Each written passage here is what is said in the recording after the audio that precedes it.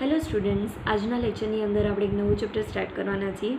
ચેપ્ટરનું નામ છે માનવ કલ્યાણમાં સૂક્ષ્મજીવ અથવા તો માઇક્રોબ્સ ઇન હ્યુમન વેલફેર. તો જે આગળનું ચેપ્ટર આપણે સમજી ગયા માનવ સ્વાસ્થ્ય અને રોગો, તો એમાં સૂક્ષ્મજીવો વડે માણસને શું નુકસાન થાય છે, બેક્ટેરિયા, વાયરસ, પ્રજીવ માણસમાં કયા કયા રોગો કરે છે એના વિશે આપણે સમજ્યા. પણ આ ચેપ્ટરની અંદર આપણે સૂક્ષ્મજીવો મનુષ્ય માટે કેવી રીતે ફાયદાકારક છે, એટલે એની જે પોઝિટિવ સાઈડ છે, મનુષ્ય માટે સૂક્ષ્મજીવોનો ઉપયોગ કેવી રીતે થઈ શકે એના વિશે આ ચેપ્ટરની અંદર ડિસ્કસ કરવાનું છે. તો એક વસ્તુ તો ક્લિયર છે કે આ ચેપ્ટરની અંદર આપણે ઘણા બધા બેક્ટેરિયાઝ અથવા તો જે ફૂગના નામ છે તો એને આપણે યાદ રાખવાના છે. તો MCQ માટે બહુ જ ઇમ્પોર્ટન્ટ એવું કહી શકીએ આપણે આ ચેપ્ટર. તો નીટ પર્પઝ વાઇઝ પણ ઘણા બધા ક્વેશ્ચન આની અંદરથી પૂછાઈ શકે છે. તો પહેલાં આપણને ક્વેશ્ચન એવો થાય, સૂક્ષ્મજીવ એટલે શું, માઇક્રોબ્સ એટલે શું? તો સૂક્ષ્મજીવો એક એવા સજીવ છે કે જેને નેકેડ આઈ, નરી આંખે આપણે જોઈ શકતા નથી. માઇક્રોસ્કોપ વડે આપણે એની સ્ટડી કરી શકીએ અને એટલે એને નામ આપેલું છે સૂક્ષ્મજીવ. તો 11મા ધોરણની અંદર આપણે ભણી ગયા સૂક્ષ્મજીવો વિશે. બેક્ટેરિયા, વાયરસ, વિરોઇડ્સ, પ્રજીવ, ફૂગ એ બધા સૂક્ષ્મજીવોના પ્રકાર છે અને એનો મનુષ્યની અંદર કેવી રીતે ઉપયોગ થઈ શકે, મનુષ્ય માટે કેવી રીતે ફાયદાકારક છે એ આપણે સમજવાનું છે. બીજી એક વસ્તુ આપણે અહીંયા સૂક્ષ્મજીવો વિશે વાત કરીએ તો સૂક્ષ્મજીવો દરેક જગ્યાએ હાજર છે. એટલે આપણે એને કહી શકીએ ઓમ્નીપોટેન્ટ. એક વર્ડ અહીંયા આપણે યુઝ કરી શકીએ. Omnipotent means present in every way. કોઈ પણ જગ્યાએ તમે જુઓ, આપણી બોડીની અંદર, બોડીની બહાર અથવા તો કોઈ પણ વસ્તુ ઉપર દરેક જગ્યાએ સૂક્ષ્મજીવ અથવા તો બેક્ટેરિયા કે વાયરસ હાજર હશે જ. હવે બહુ જ ભાગ્યે એવી કોઈ જગ્યા હશે કે જેની અંદર સૂક્ષ્મજીવ કે બેક્ટેરિયા ગેરહાજર જોવા મળે. હવે આપણે અહીં વાત કરીએ કે ઘણું બધું વધારે ટેમ્પરેચર હોય, 100 ડિગ્રી સેલ્સિયસ કરતાં પણ વધારે ટેમ્પરેચર હોય એવી જગ્યાએ પણ ઘણા બધા બેક્ટેરિયા હાજર જોવા મળે છે. અથવા તો હિમસ્તરની નીચે પણ અમુક થોડા પ્રમાણમાં બેક્ટેરિયા પ્રેઝન્ટ હોઈ શકે. પણ અમુક એવી કન્ડિશનની અંદર, જેમ કે આપણે વાત કરીએ લેબોરેટરીની અંદર કૃત્રિમ રીતે એવું કોઈ એન્વાયરમેન્ટ ક્રિએટ કરવામાં આવે, સેપ્ટિક કન્ડિશન અથવા તો ડિસઇન્ફેક્ટન્ટ વડે બહુ જ સારી એવી પ્રોસિજરથી એસેપ્ટિક એવી કન્ડિશન અથવા તો સ્ટરીલાઇઝ કન્ડિશન મેન્ટેન કરવામાં આવે તો કદાચ ત્યાં માઇક્રોબ્સ ગેરહાજર જોવા મળે. અથવા તો જ્વાળામુખીમાં કે જ્યાં એકદમ ટેમ્પરેચર હાયર છે ત્યાં પણ કદાચ બેક્ટેરિયા ગેરહાજર હોય અને જે એકદમ ઠંડુ ટેમ્પરેચર છે ત્યાં ઓછા પ્રમાણમાં બેક્ટેરિયા હાજર હોઈ શકે. પણ ઇન શોર્ટ અહીં આપણે કહીએ કે બેક્ટેરિયા દરેક જગ્યાએ હાજર છે, સર્વત્ર તે હાજર જોવા મળે છે. તો આપણને એવું કદાચ સવાલ એમ પણ થાય કે શું દરેક જગ્યાએ બેક્ટેરિયા હાજર છે તો શું એના વડે આપણને રોગ નહીં થાય? તો કે બેક્ટેરિયા પણ બે પ્રકારના હશે. અમુક જે સૂક્ષ્મજીવો છે એ આપણા માટે ફાયદાકારક હશે અને અમુક સૂક્ષ્મજીવો જ આપણને નુકસાનકારક હશે. તો નુકસાનકારક એવા જે સૂક્ષ્મજીવો છે એના વિશે તો આપણે આગળ માનવ સ્વાસ્થ્ય અને રોગોની અંદર ડિસ્કસ કરી ગયા છીએ કે જેના લીધે અમુક પ્રકારના રોગો થાય છે. પણ ફાયદાકારક કેવી રીતે છે એના વિશે અહીં આપણે આગળ સ્ટડી કરવાનું છે. બહુ જ સાદામાં સાદા એવા સૂક્ષ્મજીવોનો ઉપયોગ જો મનુષ્યની અંદર જોઈએ, કોમન એવું એક્ઝામ્પલ રોજિંદા જીવનમાં આપણે જે વાપરીએ એ છે દહીં, કડ. દૂધમાંથી જે આપણે દહીં બનાવીએ છીએ એ પણ અમુક બેક્ટેરિયા, લેક્ટોબેસિલસ બેક્ટેરિયા વડે બનાવીએ છીએ. અથવા તો જે બધી ફૂડ પ્રોડક્ટ્સ છે, જે આથાવાળી પ્રોડક્ટ્સ, તો એ પણ સૂક્ષ્મજીવો વડે તૈયાર થાય છે. આ સિવાય અમુક ઇન્ડસ્ટ્રીની અંદર અમુક એન્ટીબાયોટિક દવા બનાવવા માટે અથવા તો જૈવિક ખાતર, જૈવિક પેસ્ટ કંટ્રોલ તરીકે પણ આલ્કોહોલની બ્રુઇંગ ઇન્ડસ્ટ્રીમાં પણ સૂક્ષ્મજીવોનો ફાળો હોય છે. તો એ બધા વિશે આપણે ડિટેલમાં ડિસ્કસ કરીશું. તો પહેલાં આપણે માઇક્રોબ્સ અથવા તો સૂક્ષ્મજીવની ડેફિનેશન જોઈએ. સૂક્ષ્મજીવ એટલે શું? એવા સજીવો કે જેને નરી આંખે જોઈ શકાતા નથી, કેમ કે તેની સાઇઝ 0.1 mm અથવા તેનાથી પણ ઓછી છે, જેને આપણે માઇક્રોસ્કોપ વડે જોઈ શકીએ, તો એને કહેવાય છે સૂક્ષ્મજીવ. સૂક્ષ્મજીવો દરેક જગ્યાએ હાજર હશે. ઓમ્નીપોટેન્ટ વર્ડ, પ્રેઝન્ટ ઇન એવરીવેર. ગરમ પાણીના ઝરામાં તમે કહો 100 ડિગ્રી સેલ્સિયસ ટેમ્પરેચર કરતાં પણ જો વધારે ટેમ્પરેચર હોય ત્યાં પણ થોડાક પ્રમાણમાં સૂક્ષ્મજીવ કદાચ હાજર હોઈ શકે. જાડા બરફના સ્તરોની નીચે ખૂબ એવા એસિડિક વાતાવરણની અંદર પણ સૂક્ષ્મજીવો હાજર હોઈ શકે છે. અને આપણે જો મનુષ્યના શરીરની અંદર પણ વાત કરીએ તો જે આપણા આંતરડા છે ગળ, એની અંદર પણ અમુક ગુડ બેક્ટેરિયાઝ, બેનિફિશિયલ બેક્ટેરિયા પ્રેઝન્ટ હશે કે જે નુકસાનકારક એવા બેક્ટેરિયાની સામે પ્રતિકાર કરે છે અને આપણને ઇમ્યુનિટી પ્રોવાઈડ કરે છે. હવે અમુક સૂક્ષ્મજીવોના પ્રકાર વિશે આપણે વાત કરીએ તો પ્રજીવ, બેક્ટેરિયા, ફંજાઈ, ફૂગ, સૂક્ષ્મદર્શી એવા વનસ્પતિજન્ય વાયરસ, વિરોઇડ્સ અને પ્રિયોઇન્સ કે જે પ્રોટીનમય ચેપકારક છે. એ બધા એના પ્રકારો છે. બધા જ સૂક્ષ્મજીવો એવું નથી કે નુકસાનકારક જ હશે. અમુક સૂક્ષ્મજીવો મનુષ્યને ઉપયોગી પણ છે. તો કેવી રીતે ઉપયોગી છે? તો મેં સૌથી પહેલો પોઈન્ટ આપણે ડિસ્કસ કરવાનો છે ઘરગથ્થુ ઉત્પાદનમાં સૂક્ષ્મજીવો. અને મોટાભાગે આ જે પોઈન્ટ છે એ લગભગ આપણને બધાને જ ખ્યાલ હશે. બહુ જ કોમન એવું એક્ઝામ્પલ અહીંયા કહીએ તો દૂધમાંથી દહીંનું ઉત્પાદન, કર્ડનું પ્રોડક્શન, મિલ્કમાંથી કયો સૂક્ષ્મજીવો એની માટે જવાબદાર છે? એક બેક્ટેરિયા, લેક્ટોબેસિલસ બેક્ટેરિયા, જેનું નામ છે લેક્ટિક એસિડ બેક્ટેરિયા, શોર્ટમાં જેને કહેવાય છે લેબ. MCQ માટે મોસ્ટ આઈએમપી લેબનું એક ફૂલ નેમ અહીંયા આપણે યાદ રાખવાનું છે, લેક્ટિક એસિડ બેક્ટેરિયા. હવે આ બેક્ટેરિયા શું કરે છે? દૂધની અંદર શર્કરા હાજર છે, લેક્ટોઝ. એ લેક્ટોઝ શર્કરાનું લેક્ટિક એસિડની અંદર કન્વર્ઝન કરે છે. તો આખી પ્રોસિજર કેવી રીતે થાય છે કર્ડ બનવાની, તો એ થોડીક અહીંયા આપણે સમજી લઈએ. જનરલી આપણને બધાને ખ્યાલ જ હશે, તાજું દૂધ હશે, મિલ્ક, એની અંદર દહીંની થોડીક માત્રા ઉમેરવામાં આવે છે, ઇનોક્યુલમ અથવા તો આરંભક કે સ્ટાર્ટર તરીકે, જેની અંદર ઘણા બધા લાખો એલેબી બેક્ટેરિયાસ પ્રેઝન્ટ હશે. હવે દૂધની અંદર એ લેક્ટોઝ શર્કરા માધ્યમની અંદર એ એલેબી બેક્ટેરિયાની વૃદ્ધિ થશે. આ લેબ બેક્ટેરિયા હવે અમ્લો અથવા તો એસિડ સર્જે છે અને એ એસિડના લીધે દૂધને તે જમાવી નાખે છે અને કોએગ્લ્યુટ કરી નાખશે. મને ખ્યાલ છે કે મિલ્ક લિક્વિડ ફોર્મમાં હશે ને પછી જ્યારે કર્ડની અંદર દહીંમાં કન્વર્ટ થાય છે તો એ એક અમુક અવક્ષેપણ અથવા તો કોએગ્લ્યુટ ફોર્મમાં હશે. દૂધની અંદર જે પ્રોટીન છે એનું પણ આંશિક પાચન થશે અને દૂધ હવે દહીંની અંદર પરિવર્તિત થાય છે. અને દૂધની અંદર જે ન્યુટ્રિશન છે એની અંદર પણ ઘણો બધો વધારો થશે. એટલે જો આપણે વાત કરીએ તો દહીંની અંદર જે વિટામિન B12નું પ્રમાણ છે એ ઘણું બધા પ્રમાણમાં વધી જશે. તો ન્યુટ્રિશન વાઇઝ પણ તે એક બેનિફિશિયલ રહેશે. તો આ એક લાઇન છે એ MCQ માટે ઇમ્પોર્ટન્ટ ગણી શકાય કે દહીંની અંદર કયા વિટામિનની પ્રમાણ વધી જાય છે, વિટામિન B12ની માત્રા વધી જાય છે. બરાબર. હવે આગળ આપણે સેકન્ડ જોઈએ તો ઢોસા અને ઇડલી બનાવવા માટેનું ખીરું જે હશે, ડફ. બરાબર. તો આ ડફ છે એ પણ બેક્ટેરિયા દ્વારા આથવણની ક્રિયાથી બને છે. જનરલી આ જે ફર્મેન્ટેશન અથવા આથવણની પ્રક્રિયા છે એ 3 to 12 અવર્સ સુધી કન્ટિન્યુ રહેશે. એના પછી જો વધારે આથવણની પ્રક્રિયા ચાલુ રહેવા દઈએ તો કદાચ એમાં ઘણા બધા વધારે પડતા બેક્ટેરિયાનું નિર્માણ થઈ જાય અને ફાઉલ સ્મેલ પણ પ્રોડ્યુસ થઈ શકે. તો જનરલી આ જે ટાઈમગાળો હશે એ ફિક્સ હશે, સમયગાળો છે 3 to 12 અવર્સ. હવે આથવણની પ્રક્રિયા વિશે પણ આપણને બધાને ખ્યાલ છે. જો આપણે 11મા ધોરણની અંદર ભણી ગયા છીએ એક ચેપ્ટર વિશે, શ્વસન, રેસ્પિરેશન. એમાં આપણે 2 પ્રકાર જોયા, જારક શ્વસન અને અજારક શ્વસન, anaerobic respiration.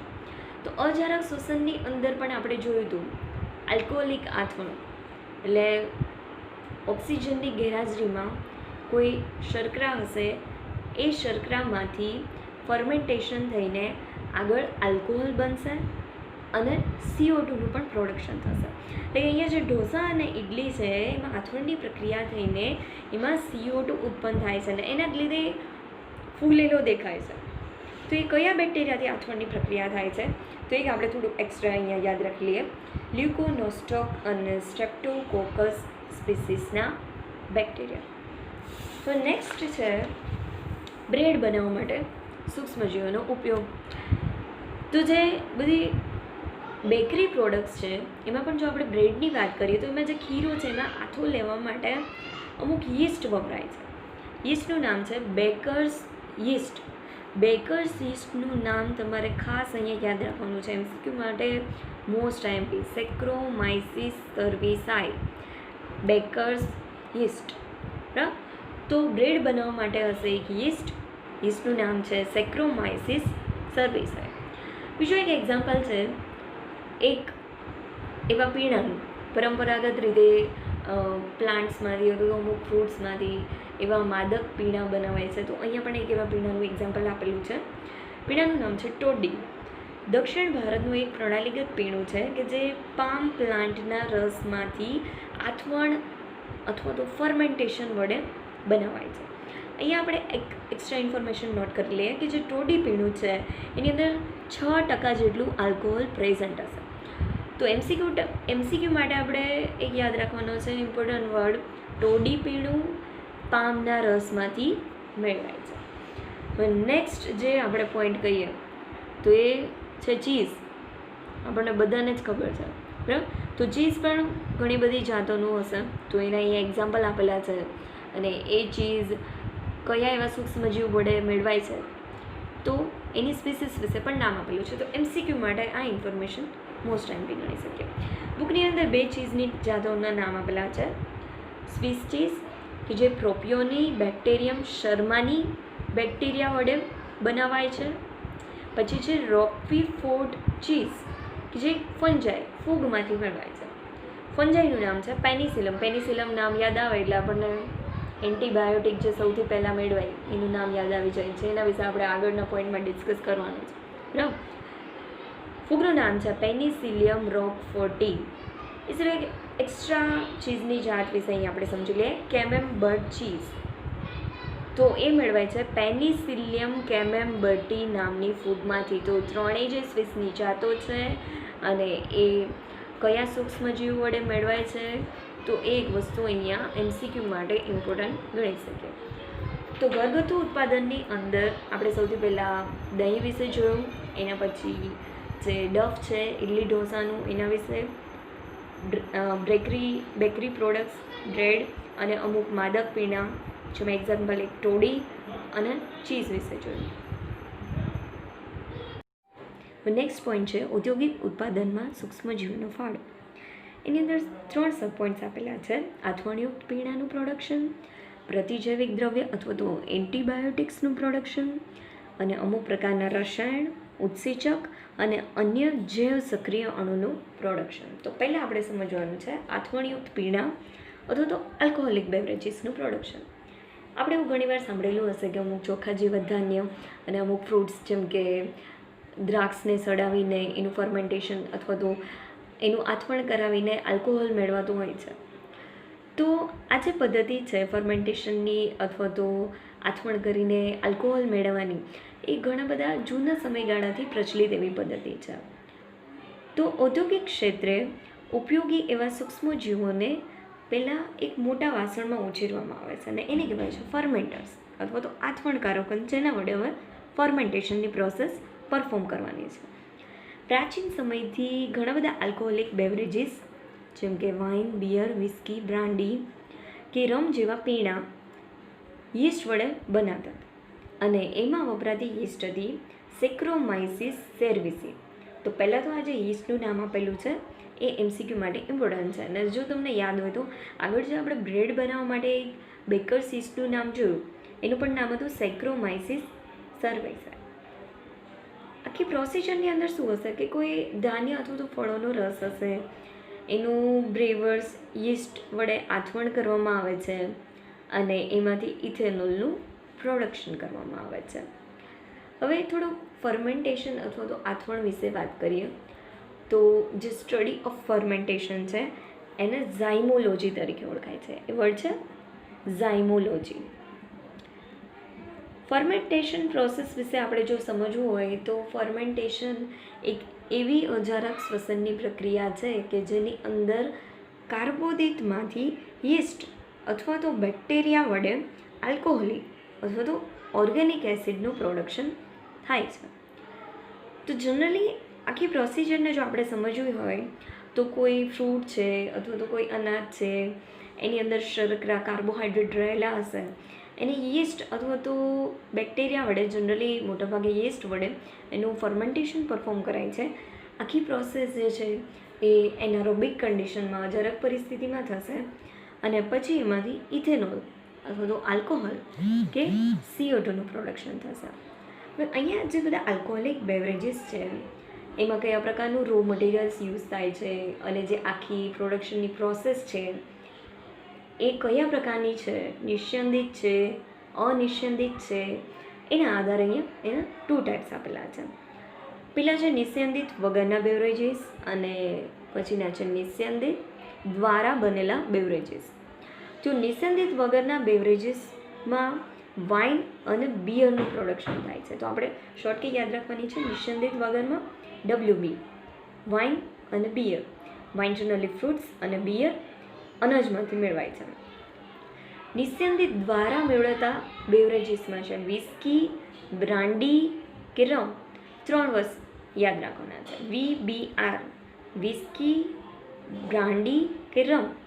Whisky generally ગ્રેન્સમાંથી, brandy fruit જ્યુસમાંથી અને રમ શેરડી કે મોલાસીસમાંથી મેળવવામાં આવે છે. અહીંયા જો આપણે એના આલ્કોહોલિક કન્ટેન્ટની વાત કરીએ બેવરેજીસમાં, તો આગળ પણ જેમ આપણે ટોડીની અંદર પર્સન્ટેજ જોઈએ કે જનરલી ટોડીની અંદર આલ્કોહોલ કન્ટેન્ટ એટલું બધું વધારે નહીં હોય, 6% જેટલું એનું કન્ટેન્ટ હશે. તો આ બધા જે બેવરેજીસ છે એની અંદર પણ અલગ અલગ વેરિયેબલ રેન્જમાં આલ્કોહોલિક કન્ટેન્ટ રહેલું છે. પણ જનરલી આપણે જોઈને એક રેન્જ કહીએ તો 40થી 60% રેન્જ સુધીમાં એનું આલ્કોહોલિક કન્ટેન્ટ હશે. હવે નેક્સ્ટ આપણે ડિસ્કસ કરીએ સેકન્ડ પોઈન્ટ, એન્ટીબાયોટિક્સ અથવા તો પ્રતિજૈવિક દ્રવ્યોમાં સૂક્ષ્મજીવોનો ફાળો. તો પહેલાં તો એન્ટીબાયોટિક્સ વર્ડ જો આપણે સાંભળીએ તો આપણને યાદ આવશે સૌથી પહેલાં જે એન્ટીબાયોટિકની શોધ થઈ એ પેનિસિલિન અને એના શોધકર્તા એલેક્ઝાન્ડર ફ્લેમિંગ. તો આ પોઈન્ટની અંદર આપણે એની હિસ્ટ્રી વિશે પણ વાત કરવાની છે કે કેવી રીતે એ એન્ટીબાયોટિકની શોધ થઈ છે. પહેલાં આપણે થોડુંક એન્ટીબાયોટિક વર્ડ વિશે સમજીએ. તો આ જે વર્ડ છે એન્ટીબાયોટિક, એ શબ્દ સૌથી પહેલાં વેક્સમેન નામના સાયન્ટિસ્ટે આપેલો છે. એટલે હકીકતમાં જે સૌથી પહેલી એન્ટીબાયોટિક છે એની શોધ એલેક્ઝાન્ડર ફ્લેમિંગે જ કરેલી છે. પણ આ જે વર્ડ છે એ વર્ડનો મિનિંગ વોક્સમેન દ્વારા સમજાવેલો છે અને એને બીજી ઘણી બધી એન્ટીબાયોટિકની શોધ પણ કરેલી છે. તો એન્ટીબાયોટિક્સ એક ગ્રીક વર્ડ છે જેમાં એન્ટી મીન્સ અગેન્સ્ટ, વિરુદ્ધ, અને બાયોસ મીન્સ લાઈફ કે જીવન, એટલે જીવનની વિરુદ્ધ. પણ આપણા જીવનની વિરુદ્ધ નહીં, પણ આપણને અમુક જે રોગકારક સજીવ છે, પેથોજન્સ છે, એના જીવનની વિરુદ્ધ કામ કરતા રસાયણ એટલે એન્ટીબાયોટિક્સ. તો એન્ટીબાયોટિક્સ એક એવા પ્રકારના રાસાયણિક પદાર્થ છે કે જે સૂક્ષ્મજીવોની થોડીક માત્રાથી બનેલા છે. હવે એ શું કરશે, જે પેથોજન પ્રકારના જે રોગકારક, નુકસાનકારક એવા સૂક્ષ્મજીવ છે એને તે મારી નાખશે. પણ જે યજમાનને એ સૂક્ષ્મજીવનું ઇન્ફેક્શન લાગેલું છે એ યજમાનને તે નુકસાન કરતા નથી. સૂક્ષ્મજીવોનું જે પ્રોડક્શન છે એ 20મી સદીની સૌથી વધારે મહત્ત્વપૂર્ણ અને માનવ કલ્યાણ માટેની શોધ છે. તો આ એક લાઈન પણ MCQની અંદર પૂછાઈ શકે. હવે આપણે થોડુંક જે પેનિસિલિન એન્ટીબાયોટિક છે એની ડિસ્કવરીની હિસ્ટ્રી વિશે સમજવાનું છે કે કેવી રીતે એની શોધ થઈ હતી. તો આપણને બધાને એ ખ્યાલ જ છે કે સૌથી પહેલાં શોધાયેલું જે એન્ટીબાયોટિક છે એ છે પેનિસિલિન. બરાબર. હિસ્ટ્રી વિશે વાત કરીએ.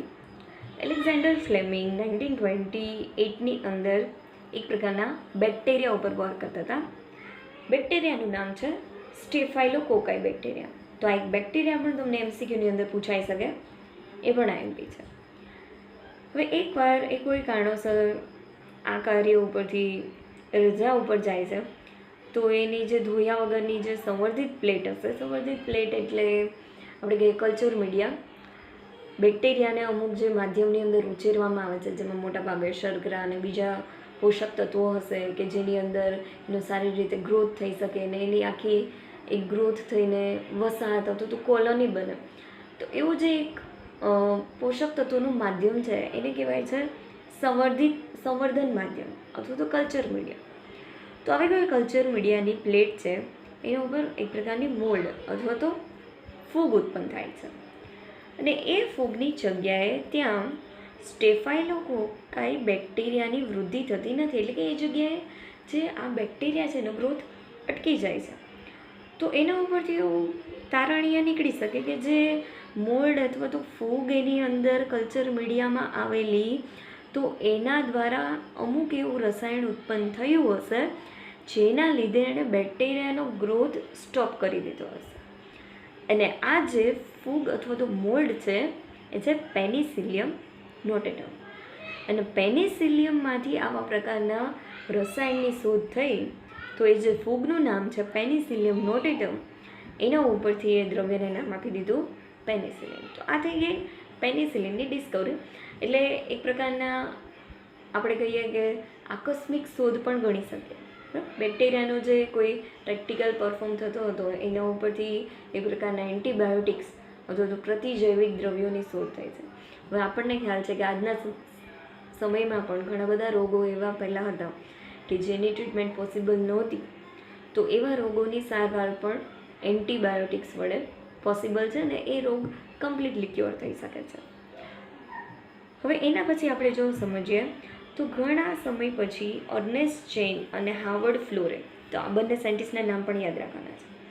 અર્નેસ્ટ ચેઇન અને હાવર્ડ ફ્લોરે તેની તીવ્ર ક્ષમતા ધરાવતી એક એવી એન્ટીબાયોટિક તરીકે પેનિસિલિનને સ્થાપિત કરી અને તેનો ઉપયોગ બીજા વિશ્વયુદ્ધમાં ઘાયલ અમેરિકન સૈનિકની સારવાર માટે કરાયો હતો. તો આ ત્રણ જે સાયન્ટિસ્ટ છે, ફ્લેમિંગ, ચેઇન અને ફ્લોરેન. ફ્લેમિંગ, ચેઇન અને ફ્લોરેન આપણે આવી રીતે યાદ રાખીશું. એને એન્ટીબાયોટિકના સંશોધન માટે 1945માં નોબેલ પુરસ્કાર પણ આપવામાં આવ્યો હતો. હવે અમુક એવા રોગો છે જેવા કે પ્લેગ, કાળી ખાંસી અથવા તો વોપિંગ કફ કે ઉટેટ્યુબ, ડિપ્થેરિયા જેને ગલઘોટું તરીકે પણ ઓળખાય છે, રક્તપિત્ત કે કુષ્ઠરોગ જેને કહેવાય છે લેપ્રોસી. તો એવા બધા રોગો કે જેની પહેલાં ટ્રીટમેન્ટ પોસિબલ નહોતી, એવા ઘાતક એવા રોગોની ટ્રીટમેન્ટ પણ એન્ટીબાયોટિક્સ વડે થઈ શકે છે. હવે અમુક એન્ટીબાયોટિક્સના નામ આપણે જોઈએ પેનિસિલિન સિવાયના, તો એન્ટીબાયોટિક્સની અંદર પણ ઘણા પ્રકારના ક્લાસિફિકેશન હશે, જેમ કે બ્રોડ સ્પેક્ટ્રમ પ્રકારના એન્ટીબાયોટિક્સ કે જે ઘણા બધા બેક્ટેરિયાને એકસાથે કિલ કરી શકે છે. નેરો સ્પેક્ટ્રમ એન્ટીબાયોટિક્સ છે. આ સિવાય એની જે એક્શન્સ છે, એની જે મિકેનિઝમ છે, એના આધારે પણ એન્ટીબાયોટિક્સના ટાઈપ આપેલા છે. પણ બુકની અંદર એવું કીધેલું છે કે અમુક એન્ટીબાયોટિક્સ જે છે એના નામ વિશે થોડીક ઇન્ફોર્મેશન આપેલી છે. તો આપણે અમુક એન્ટીબાયોટિક્સના નામ સમજી લઈએ. સ્ટ્રેપ્ટોમાઇસિન છે, એમ્પેસિલિન, ટેટ્રાસાઇક્લિન, સિફારોસ્પોરિન અને ક્લોરમ્ફેનિકોન.